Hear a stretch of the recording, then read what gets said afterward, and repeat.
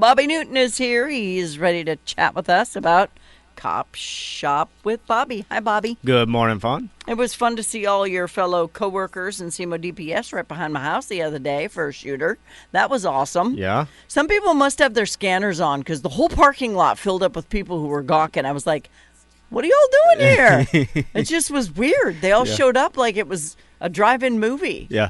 We get a lot of people drive by taking videos and pictures, which is it's fine as long as they stay out of the way, you know, when we do the investigation. So some chick at the stop sign when I was taking video thought I was talking to her and she yelled at me. That didn't go well. I was driving the other day and there was a crash and somebody just about hit me because they were driving, taking a video of the crash, and it's like this was in Atlanta. I was driving through Atlanta, and it's like just pay attention to the road. Yeah, you know, it's rubberneckers are a problem. Oh, you wouldn't even imagine what we see. Yeah, it's crazy. Yeah. So we've had a few arrests lately of people for firearms. We've had little kids get shot in our listening area. And everybody wants to blame the guns, and I want to once again say that mine have never hurt anyone because it's the person you should be talking about, not the guns. Some people think every one of you are corrupt, and they're mad about the shot spotters. They're mad about the license plate readers. They're mad about all these different things. They call them racist. I'm like, it's an inanimate object. It is impossible for it to be racist. It just... It reports what it reports, where it reports it. It's another tool in our tool belt. And I tell you what, we have solved a lot of shootings based off of the shot spotter system. It has gotten our officers there quicker. Now that we've got the drone, we can get the drone there quicker than a lot of the officers.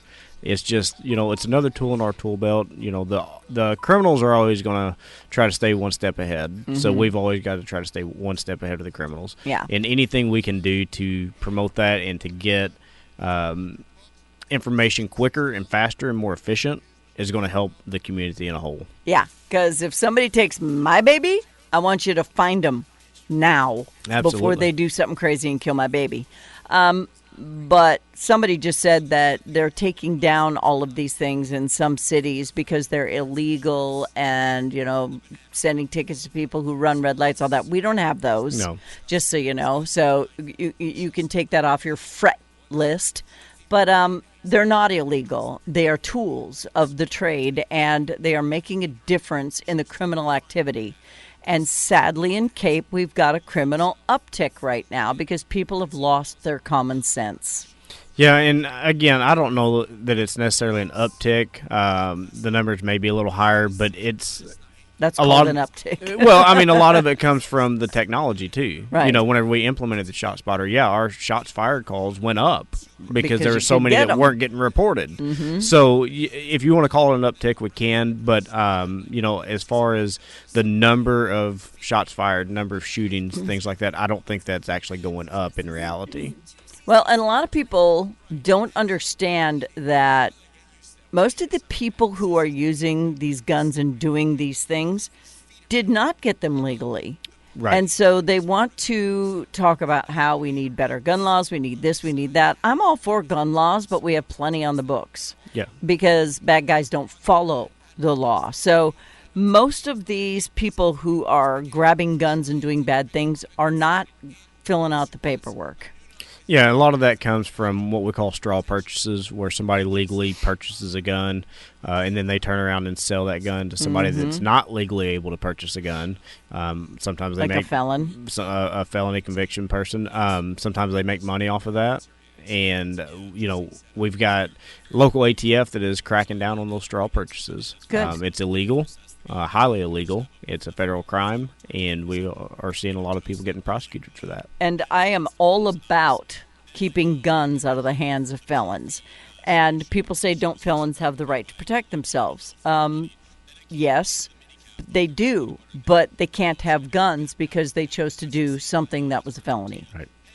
And if ever in my life I am as stupid as to do something that's a felony prosecution, even if it's not violent, I'm not going to be able to have guns either. And I know that, so I'm not going to commit a felony. Yeah, and also what a lot of people don't realize is if you commit a felony in another state, that still follows you. You know, if it's a felony in another state and it would be considered a felony in Missouri, you also cannot possess a gun in Missouri. So in some states, it is a felony to have a gun in certain situations. So you need to make sure you know what the state's laws are. Yeah. If you're traveling across the country.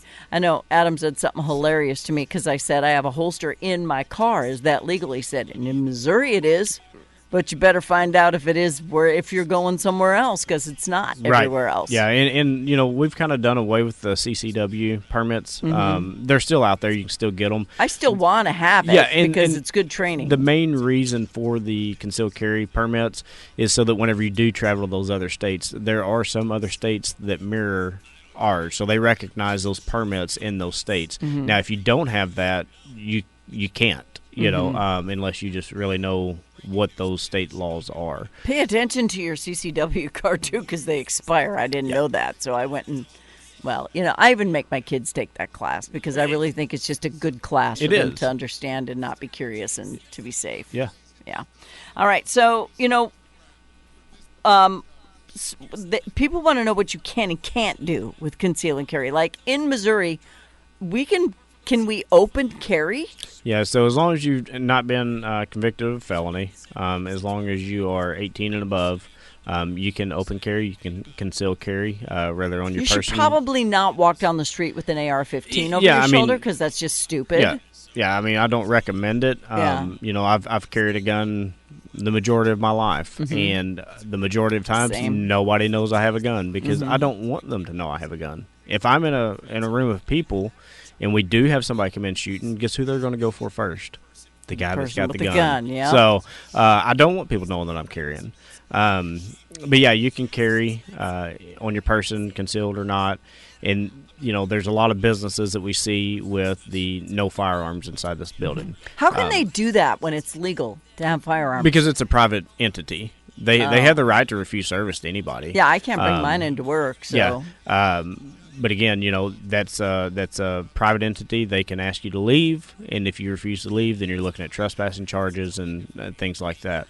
Now, there are certain situations where you are prohibited from carrying a firearm, even myself in certain circumstances, but such as federal buildings, churches, schools. There are some protected places that you are prohibited by law from carrying.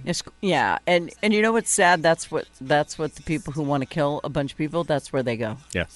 Because they know you can't have them. Yep. So, you know what? I'd rather apologize later than than have to worry about, you know, the 12. It's just, we're not safe anymore anywhere.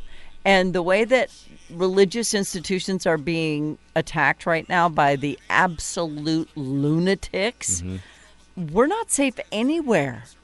So what do we do?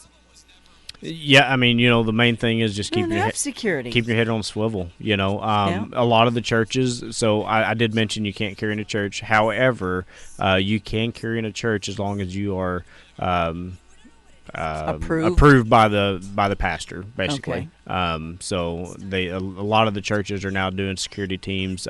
They've got guys that are carrying and women, and they are going through trainings and staying on top of the legality of it and all that. So a lot of the churches have security teams in place, which is fantastic. Yeah, it is, and I know our church is one.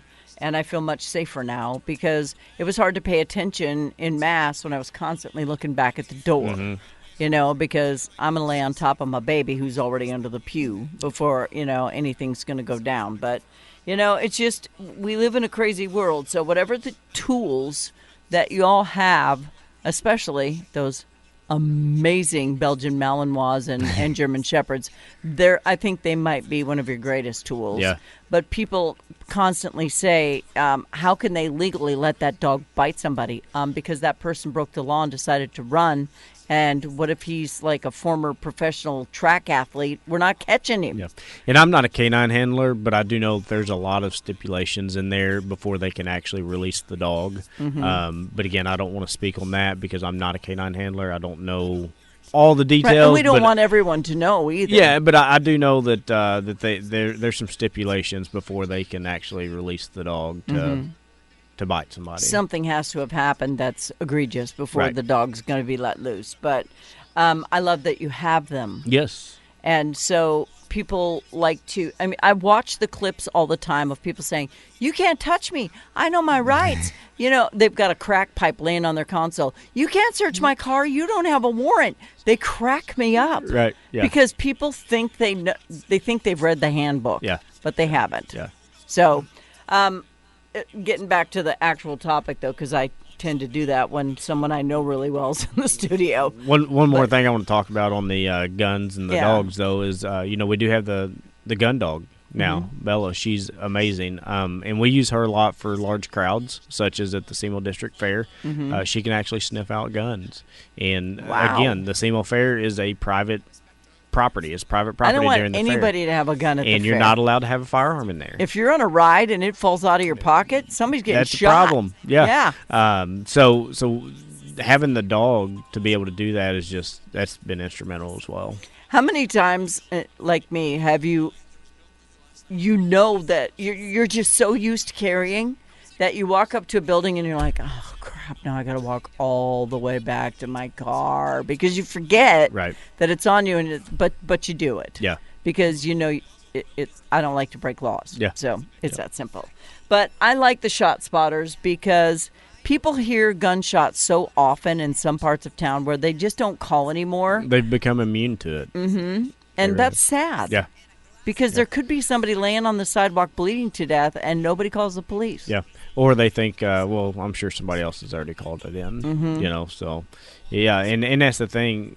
It was about 60% is what our numbers went up when we implemented ShotSpotter. And I love that we have it. And that just shows that how many were going unreported, because even though those numbers went up, they were still not being called in by citizens, so it's just... I laugh my tail off on William Street where you guys have the spotter thing there at the car wash, and people slam on their brakes because they think somebody's pulled over. Yeah. It's so funny to me. Yeah, that's a really good tool too, because that's a mobile camera. We can move it throughout the city if we want, and set it up in different areas. So that's been very helpful. Yeah. All right. Now, I have 1 minute left. I do want to know, has there been any forward inertia? I know a reward is being offered, but I know we have not found this Zachary guy who threatened the life of the police officer in Charleston, I believe, and the blue alert has been issued. We have not found him yet. Yeah, that was actually in Caruthersville. Caruthersville, Yep. To my knowledge, no, he's not been located at this time. Well, I'm looking everywhere. Yeah. I'm watching. Yeah. And everybody... I mean, he looks like everybody. That's why he's so hard to find. But he is somewhere, and you will eventually find him. Yep. Yeah, he needs to go down. Bobby Newton, Public Information Officer with the Cape Girardeau Police Department. I appreciate you doing Cop Shop with me at the end of each month. We have various topics. If you have a topic you'd like to hear, you can always send it in to fawner@riverradio.net. But remember, cops are the good guys, and you don't get to say they're all corrupt, because criminals do stupid things. And if you don't want to run into the police, maybe you shouldn't do dumb things. That's pretty much the bottom line. Yep. Bobby, thank you. All right. Thank you so much, Fawn. You're welcome.